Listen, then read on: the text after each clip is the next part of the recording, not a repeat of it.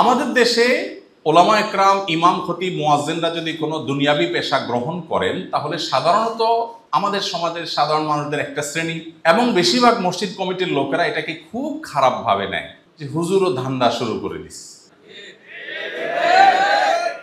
তা আপনারা যারা মসজিদ কমিটির দায়িত্বশীলরা আছেন, আল্লাহর কাছে আপনাদের দায়িত্বশীলতাটা অনেক বড় ভাই। শুধু টাকা গুনলেন, জুমার পরে কত টাকা আসলো, দান বাক্সে কত টাকা পাইলেন, কোথায় কত খরচ করলেন, এটুকু যথেষ্ট না। একটা মসজিদ থেকে সমাজের জন্য অনেক কিছু করবার আছে, তার কি আপনি করলেন কি করলেন না। আমাদের নবী করিম সাল্লাল্লাহু আলাইহি ওয়াসাল্লাম মসজিদে কি শুধু 5 ওয়াক্ত নামাজ হতো? কি বলেন? শুধু 5 ওয়াক্ত নামাজ হতো মসজিদে নববীতে? কোন সামাজিক ভালো কাজটা নবীজির মসজিদে হয় নাই? আপনারা যদি চান মসজিদ থেকে আপনারা সমাজ পরিবর্তনমূলক অনেক কাজ করার সুযোগ আছে। আমি কিন্তু চারটা এক্সাম্পল কি কি সুযোগ আছে আমি কি সেগুলো শেয়ার করবো আপনাদের সাথে। ইমাম হোক, খতিব হোক, মুয়াজ্জিন হোক, খাদিম হোক অথবা মসজিদের কর্তৃপক্ষ হোক, আমাদের মানসিকতা থাকবে খেদমতের মানসিকতা, মাতবরির মানসিকতা কারোর থাকবে না। মসজিদ কমিটির যারা দায়িত্বশীল আছেন আপনাদের প্রতি আমি বিনয়ের সাথে একটা কথা বলতে চাই, আপনারা অনেকে মসজিদে ডোনেশনের উল্লেখযোগ্য অংশ দেন। অনেক মসজিদে কমিটির লোকজন টাকা পয়সা দেয় না, তারা নেতৃত্ব দেন, সেটাও একটা কাজ। বাকি অনেক মসজিদে আছে যে কমিটির লোকজনই অনেক বেশি টাকা পয়সা দেন এবং এই টাকা পয়সা দেওয়ার কারণে তারা ইমাম, মুয়াজ্জিন, খাদেমদেরকে মনে করেন এরা আমাদের অধীনস্থ, যেটা আমরা টাকা দিই আমাদের বেতনে চলে, সো আমাদের অধীনস্থ। এটা একটা সম্পূর্ণ রং কনসেপ্ট। কোন অর্থে রং? আপনি যে টাকাটা দেন এটা মূলত কাকে দেন? মসজিদের জন্য যে টাকাটা দান করা হয়, টাকাটা কার উদ্দেশ্যে দান করা হয়? আল্লাহর উদ্দেশ্যে। তার মানে আমি আল্লাহকে বলছি, আল্লাহ এই টাকাটা আমি তোমাকে দিলাম, তুমি খুশি হও, আমাকে সওয়াব দাও, এই তো। তো আল্লাহ তো সরাসরি আমাদের দান নিবেন না, এই জন্য আল্লাহ উম্মতে মুহাম্মাদের জন্য সিস্টেম করেছেন যে ঠিক আছে, আগের যুগের উম্মতদের নিয়ম ছিল দান করলে সেটা পাহাড়ের উপর রেখে আসতো, আল্লাহর পক্ষ থেকে আগুন এসে সেটাকে ভস্ম করে জ্বালিয়ে ফেলতো, কবুল হওয়ার আলামত। আর কবুল না হলে ওটা ওখানে পড়ে থাকতো। উম্মতে মুহাম্মাদের জন্য আল্লাহ রাব্বুল আলামিন নেয়ামত হিসাবে দিয়েছেন যে সাদকা যাকাত রেখে আসতে হয় না, আল্লাহর তরফ থেকে গরিবকে দিলেই হয়, আল্লাহ সেটা অ্যাকসেপ্ট করেন। এখন আপনি মসজিদে যখন কোনো টাকা দান করলেন এর মানে হলো মসজিদ বা আল্লাহ টাকার মালিক হয়ে গেছেন। এখন আর আপনার এখানে কোনো কিছু থাকা উচিত না। আপনি যদি মনে করেন যে টাকাটা আমার, আমি দিয়েছি, তাহলে আর আপনার দেওয়া হয় নাই, তাহলে আপনি ঝুলায় রাখলেন। ক্লিয়ার দিয়ে দিচ্ছেন, তখন বলা যাবে যে এটা আমি দিয়ে দিছি, এটা আমার কোনো সে নেই। এখন মসজিদ কর্তৃপক্ষ কি করবে সেটা মসজিদ কর্তৃপক্ষের ব্যাপার। এখানে এখন 5 টাকা চাঁদা দেওয়া লোক আর 5 লাখ টাকা চাঁদা দেওয়ার কোনো পার্থক্য থাকবে না। আমি দিয়ে দিছি, এখন আমি ওই 1 টাকা যে দিছে তার সমান হয়ে গেছি, বা যে না দিছে তার সমান আমি হয়ে গেছি, আমি দিয়ে দিছি। দেওয়ার পরে যদি আবার সে থাকে এবং প্রভাব সৃষ্টি করার চেষ্টা থাকে তাহলে এটা হবে দুর্ভাগ্যজনক বাস্তবতা। আমি এই কথাটা আমার মসজিদ কমিটির দায়িত্বশীল ভাইদেরকে এই জন্য বলছি যে ওলামা একরামের ভালো কাজের সহযোগী হয়ে আপনার জান্নাতকে আপনি কত শর্টকাট করতে পারেন এটা আপনি চিন্তাও করতে পারছেন না। একজন আলেম সমাজকে যে কত কিছু দেওয়ার আছে, কিন্তু তাদের দরকার সামান্য একটু সাপোর্ট, সামান্য একটু সহযোগিতা। আপনি যদি সেই সহযোগিতার হাতটা বাড়ায় দেন, আমি এখনো বাইতুল্লাহর তওয়াফ করতে গেলেও সেই জামাল হাজি, তার সাথে সব মিলিয়ে কত 3-4 বছরের সহস্রব হবে, তাও খুব বেশি না। এর মধ্যে লাস্টে অসুস্থ হয়ে গেছেন, দুনিয়া থেকে চলে গেছেন, কিন্তু এখনো আমি যদি একজন লোকের জন্য দোয়া করি তো তার নাম হাজি জামাল।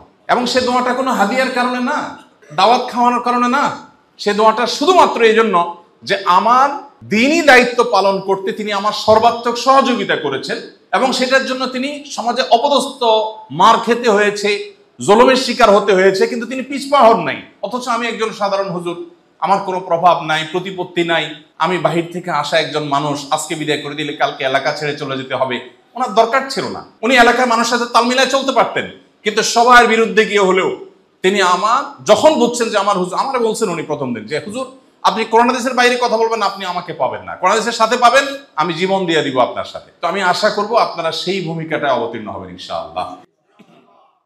আর এটা সম্ভব হবে তখন যদি আমাদের উদ্দেশ্যগুলো হয় আল্লাহকে খুশি করা। ওলামা একরাম যারা আছেন, আমার সহকর্মী বৃন্দ, ওলামা একরাম, ইমাম, খতিব যারা আছেন, ভাইরা আমার, আল্লাহকে সন্তুষ্ট করার উদ্দেশ্য যদি হয় তাহলে সেক্ষেত্রে পার্থিব বিষয়গুলো আমাদের কাছে তুচ্ছ হয়ে যাবে, খুবই তুচ্ছ হয়ে যাবে। তা আমি আমার সহকর্মী বন্ধুদেরকে বলতে চাই, ওলামা একরামদেরকে বলতে চাই, আমাদের এই জিনিসটা অনেক গুরুত্বপূর্ণ বিষয় ভাই। মালদারদের মাল যদি আমাকে প্রভাবিত করে ফেলে তা আমি তারা কি দাওয়াত দিব? তার মালই তো আমাকে দাওয়াত দিয়ে ফেলছে, আমি তো মাদু অলরেডি হয়ে গেছি, আমি তো কারোর মাল দ্বারা প্রভাবিত হব না, হওয়া উচিত না। তো এই জন্য আমরা যদি শুধুমাত্র আল্লাহর রেজামন্দের উদ্দেশ্যে এই কাজটা করি তাহলে সেক্ষেত্রে সন্দেহাতীতভাবে আমাদের কাজ অনেক বেশি শক্তিশালী হবে, অনেক বেশি বেগবান হবে। আমরা কাউকে আর দোষারোপ করতে হবে না, আমি নিজেই নিজের জায়গায় করে নিতে পারবো। আর যদি আমার মধ্যে দুর্বলতা থাকে, আমার তাকওয়ার মধ্যে, আমার লিল্লাহিয়াতের মধ্যে, আমার যদি তাহাজ্জুদ নিয়মিত না হয়, আমার যদি বৃহস্পতিবার রোজা রাখার অভ্যাস না থাকে, আমি যদি ধনী মুসল্লির পাশাপাশি গরিব মুসল্লির বাসায় যেতে না পারি, তাহলে আমার দ্বারা সমাজ পরিবর্তন করা সম্ভব হবে না। তো আমি আমার সহকর্মী বন্ধুদেরকে বলতে চাই, ওলামায়ে কেরামকে বলতে চাই, ভাইরা আমার, আপনাদের অনুপ্রেরণার জায়গা, আপনাদের অনুপ্রেরণার জন্য একটা তথ্য শেয়ার করি। সেটা হলো, আজকে আসুন্নাহ ফাউন্ডেশন আলহামদুলিল্লাহ শত শত কোটি টাকার প্রজেক্ট নিয়ে কাজ করে, চ্যারিটি করে, হাজার হাজার মানুষকে বেকারত্ব দূর করবার জন্য ট্রেনিং সেন্টার, বিভিন্ন কার্যক্রম পরিচালনা করে। আপনারা অনেকে জেনে হয়তো খুশি হবেন, আসুন্নাহ ফাউন্ডেশনের সেবামূলক এই কাজের শিক্ষা বা এর সূচনা আমি যখন মসজিদে ইমাম থাকি সেখান থেকেই হয়েছে।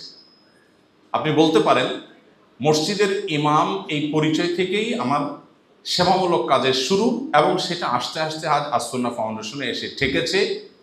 আমার বিশ্বাস আপনারা প্রত্যেকেরই সে কাজ করবার সুযোগ আছে। 2006 বা 7 কোন সময় যেন সিডর হয়েছিল, 6 বা 7 যেটাই হোক, এরকম কাছাকাছি সময় হবে। সিডরে ব্যাপক ক্ষয়ক্ষতি হয়েছে আমাদের দেশের দক্ষিণাঞ্চলে, বিশেষ করে আপনার বাগেরহাট, খুলনা, এই এলাকাটা। আমার পরিষ্কার মনে আছে, সেই আমলে 1,13,000 কিংবা 16,000 টাকার একটা ফিগার মুসল্লিদেরকে উদ্বুদ্ধ করে আমরা একত্র করি, এবং এক ট্রাক মালামাল আমরা একত্র করি। কিন্তু আমি যেহেতু মসজিদের ইমাম, আমি হুজুর মানুষ, আমি এতগুলো টাকা, এতগুলো জিনিসপত্র নিয়ে চলে যাব একা একা, এটার ট্রান্সপারেন্সি কিভাবে হবে, এটার আমি যে প্রপার ইউটিলাইজ করেছি এটা নিশ্চিত কিভাবে হবে, এই জন্য মসজিদ কমিটির তখনকার সহসভাপতি সাহেব যিনি ছিলেন, এখনো বেঁচে আছেন, এখন উনি সভাপতি, ওনাকে সাথে নিলাম, আরও একজনকে সাথে নিয়ে তারপর বললাম যে টিম আমার সাথে চলেন, আমরা যাব। আমরা গিয়েছি সেখানে, এবং সিডর এলাকাতে গিয়ে ঘরে ঘরে দাঁড়ে দাঁড়ে গিয়ে আমরা মানুষের কাছে আমাদের এই আমানত আমরা পৌঁছেছি মানুষের কাছে। সেখানে গিয়ে তখনকার আমার মনে আছে, মসজিদ করেছি, টিউবওয়েল করেছি, অনেকগুলো কার্যক্রম আমরা হাতে নিয়েছি। সেই তখন ফেসবুক ছিল না, কিছু ছিল না, আমরা কোনো অনলাইনে দাওয়াতি কাজের সুযোগ পাইনি। মসজিদের লোকদেরকে উদ্বুদ্ধ করে এই কাজটা আমরা করেছি আলহামদুলিল্লাহ। এটা আমি আমার সহকর্মী ভাইদেরকে বলার উদ্দেশ্য হলো, আপনারা যদি চান মসজিদ থেকে আপনারা সমাজ পরিবর্তনমূলক অনেক কাজ করার সুযোগ আছে। আমি কিন্তু একটা এক্সাম্পল, কি কি সুযোগ আছে আমি কি সেগুলো শেয়ার করবো আপনাদের সাথে। নাম্বার 1, আমাদের বেশিরভাগ ভাইদের মাথায় ঢুকে টাকা পয়সা। আমাদের সাথে কোনো আলেম ওলামা বা ভালো কাজ করতে আগ্রহী এরকম দিনদার মানুষ, কোনো মসজিদ কমিটির লোকজন কারোর সাথে পরিচয় হলে বলে, ভাই কিছু ফান্ড টান্ড আমাদেরকে দিয়েন, আমরা একটু কিছু সেবামূলক কাজ করতে চাই। মনে করেন যে টাকা পয়সা হলে সেবামূলক কাজ করা যায়। আমি বিনয়ের সাথে এই ভাইদেরকে বলি, দেখুন, সেবামূলক কাজ বা মানব সেবার জন্য টাকা নয়, প্রয়োজন মানসিকতা। মানসিকতা যদি আপনার সিরিয়াস থাকে যে আমি আসলে কিছু করব সমাজের জন্য, তাহলে টাকা আপনার জন্য কোনো বাধা না। টাকার হয়তো দরকার হবে, কিন্তু এটা শুরু করার জন্য টাকার কোনো প্রয়োজন নেই। অনেক কাজ আছে যে কাজগুলো আপনি কোনো টাকা পয়সা ছাড়াই করতে পারবেন। আপনি সে কাজগুলো শুরু করে দেন, এরপরে যখন টাকার প্রয়োজন হবে দেখবেন আল্লাহ ব্যবস্থা করে দিচ্ছে ইনশাআল্লাহ। এই কাজগুলোর মধ্যে থেকে একটা কাজ হলো পরিবেশ রক্ষার কাজ। আমাদের মসজিদগুলো থেকে যদি মসজিদের চৌহদ্দি ঠিক করে নিই, মসজিদ কমিটি, ইমাম আফজল, খতিব সবাই মিলে যদি আমরা সিদ্ধান্ত নিই যে আমাদের এই মসজিদটার চৌহদ্দি কতটুকু, যে এটা আমাদের এলাকা, এটুকু বলা যায়। এরপর যদি আমরা ডিসিশন নেই এই এলাকাতে আমরা প্রতিদিন নিয়মিত পরিচ্ছন্নতা অভিযান চালাবো মসজিদ থেকে, এবং খতিব সাহেব নিজে ময়লার বস্তা ধরে বের হবেন, ইমাম সাহেব বের হবেন, মসজিদ কমিটির সভাপতি সাহেব বের হবেন, যার যার সুযোগ আছে বের হবেন। মাত্র 5 থেকে 10 মিনিট, যেটা বাস্তবায়নযোগ্য, অস্বাভাবিক অলিক কোনো টাইম না। ফজরের পরে সবাই মোটামুটি ফ্রি, ফজরের পরের টাইমটা বেশ, রাস্তাঘাটে মানুষজন থাকে না। আমরা যদি এটা শুরু করে দেই তাতে কয়েকটা কাজ হবে। নাম্বার 1, আপনারা হয়তো অনেকে মনে করবেন যে এটা কোনো কথা, এত কাজ থাকতে আপনি সুইপারের কাজ করতে বলতেছেন আমাদেরকে। ওলামা একরাম তো জানেন, আমার চাইতে ভালো জানেন অনেকে এখানে। নবী করিম সাল্লাল্লাহু আলাইহি ওয়াসাল্লাম বলেছেন, আল ঈমানু বিদ'উন ওয়া সাবউনা ওয়া ফি রিওয়ায়াতিন বিদ'উন ওয়া সিত্তুনা শু'বা আলাহা কাউলু লা ইলাহা ইল্লাল্লাহ ওয়া আদনাহা ইমাতাতুল আযা আনিত তারিক। পথ পরিষ্কার করা ঈমানের অঙ্গ।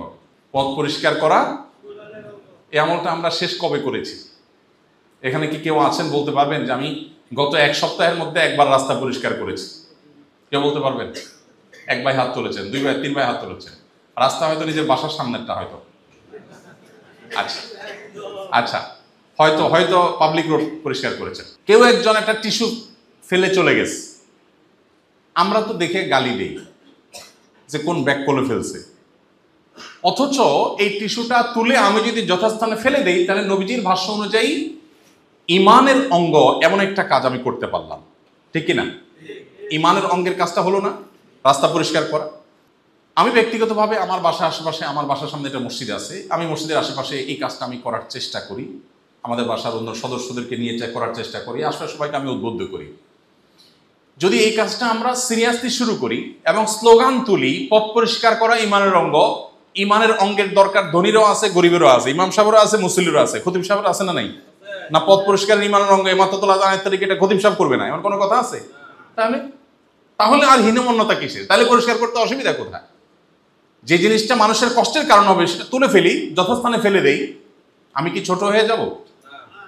প্রিয় ভাইরা আমার, এই একটা কাজ যদি কোনো মসজিদ এলাকা থেকে কেউ শুরু করেন এবং এলাকাকে যদি তিনি চকচকে তকতকে করে ফেলতে পারেন, যুবকদেরকে উদ্বুদ্ধ করেন। দেখুন, এই যে যুবক ছেলে ফেলে আছে, নবী সাল্লাল্লাহু আলাইহি ওয়াসাল্লাম বলেছেন, আন্নাসু মাআদিন কামাআদিনিয যাহাবি ওয়াল ফিদ্দাতি ইযা ফাকুহু।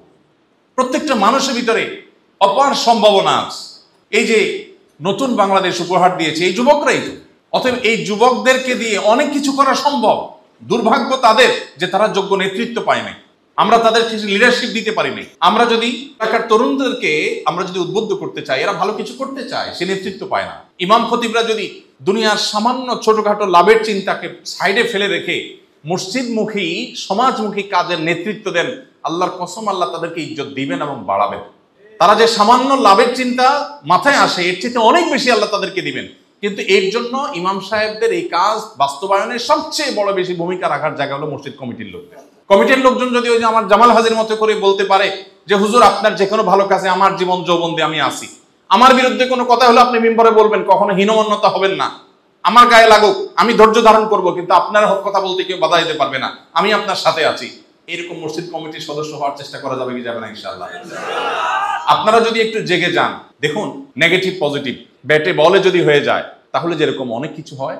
ইমাম সাহেবরা তাদের প্রত্যেকটা মানুষের মধ্যে, তারা যেহেতু নবীদের ওয়ারিস, তাদের মধ্যে ভালো কিছু করার পরম আগ্রহ আছে। আমি নিজেই স্টেজ পার করে আসছি, এখনো জুমা পড়াই জায়গায়, আমি জানি ইমাম সাহেব খতিব সাহেবদের ভালো কিছু করার আগ্রহ আছে, কিন্তু তারা মসজিদ কমিটি এলাকাতে বিভিন্ন রকমের মানুষজন তাদের চিন্তা করে মাথায় করে হয়তো আগাইতে পারে না। কিন্তু আপনারা যদি অগ্রসর হন এবং বলেন যে আসুন হুজুর আমরা মসজিদে কি কি কাজ করতে পারি। আমাদের নবী করিম সাল্লাল্লাহু আলাইহি ওয়াসাল্লাম মসজিদে কি শুধু 5 ওয়াক্ত নামাজ হতো? কি বলেন? শুধু 5 ওয়াক্ত নামাজ হতো মসজিদে নববীতে? কোন সামাজিক ভালো কাজটা নবীজির মসজিদে হয় নাই? তাহলে সেই কাজটা কেন আপনাদের এখানে হবে না? এই জন্য আমার মনে হয় পরিবেশ রক্ষা করার একটা চমৎকার কাজের সূচনা আমরা শুরু করতে পারি মসজিদগুলো থেকে। এবং ঢাকা শহরে যদি এরকম 10টা-20টা মসজিদ হয়, আমি ব্যক্তিগতভাবে আপনাদেরকে ওয়াদা করছি, কোনো ইমাম সাহেব যদি এরকম করতে পারেন, আমি আমার ক্যামেরাম্যান পাঠিয়ে, মিডিয়া পাঠিয়ে, ভিডিও ফুটেজ নিয়ে আমার পেজে আমি ঢোল পিটাবো, পাবলিসিটি করব, মিডিয়াগুলোর হাতে পায়ে ধরবো, তোমরা নিউজ করো, দেশের মানুষকে দেখাও যে একটা মসজিদের কমিটির লোকজন, ইমাম সাহেব এলাকায় কি পরিমাণ পরিবর্তন করতে পেরেছে। আমি ইনশাআল্লাহ করবো এবং আমি দেখতে আসবো। যদি আপনি আমাকে মাহফিলের দাওয়াত দেন, 100 বার দাওয়াত দেন, আমি আসবো না। আপনি আমাকে খাওয়ার দাওয়াত দেন, আমি জীবনও আসবো না। কিন্তু আপনি আমাকে বলেন যে আমাদের মসজিদে আমরা কিছু একটা করেছি, বলেন, আমি আমার নিজের গাটের টাকা খরচ করে আসবো, কোনো পথ খরচ আপনাকে দিতে হবে না। ইনশাআল্লাহ চেষ্টা করা যাবে না? ইনশাআল্লাহ। আমরা আসুনা ফাউন্ডেশন থেকে একটা কম্পিটিশন শুরু করব ইনশাআল্লাহ। পরিপূর্ণ প্ল্যান আমাদের রেডি আছে, শুরু করব। সেই কম্পিটিশনে ইমাম সাহেব এবং মসজিদ কমিটির লোকজনকে আমরা কিছু কাজ দেব। এর মধ্যে এটা একটা পরিবেশ রক্ষা। দেখুন, পরিবেশ রক্ষার নাম দিয়ে কোটি কোটি টাকা লোপাট হচ্ছে। পত্রিকার কথা খুঁজলে আপনারা দেখতে পাচ্ছেন। প্রকৃত পরিবেশ রক্ষা করার কাণ্ডারি আমরা হতে পারি। 3 লক্ষ মসজিদের বিশাল বড় নেটওয়ার্ক বাংলাদেশে আছে। সকল সরকারি অফিস একত্র করলে মাত্র কয়েক হাজার হয়। সকল রাজনৈতিক দলগুলোর সবগুলোর কার্যালয় একত্র করলে কয়েক হাজারের বেশি হবে না। কিন্তু মসজিদের নেটওয়ার্ক সারা বাংলাদেশের যেখানে মানুষ আছে সেখানে মসজিদ আছে। পাহাড় বলুন কিংবা সমতল বলুন, গ্রাম বলুন কিংবা শহর বলুন, প্রত্যেকটা জায়গায় মসজিদ আছে।